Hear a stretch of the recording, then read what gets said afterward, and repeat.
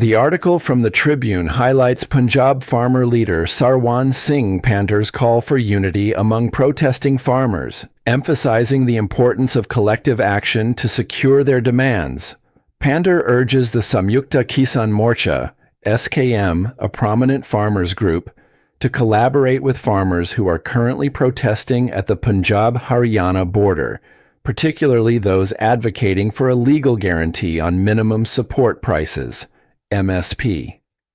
This call for solidarity follows a similar appeal made by SKM leader Rakesh Tikait, underlining the need for a united front in the ongoing struggle. The protests, which are gaining momentum, involve multiple farmer organizations, including the Samyukta Kisan Morcha, non-political, and Kisan Mazdoor Morcha. These groups have taken part in various demonstrations, including attempts to march to Delhi, to press for their demands. Farmers are resolute in their fight to secure better prices for their crops and stronger protections for their livelihoods.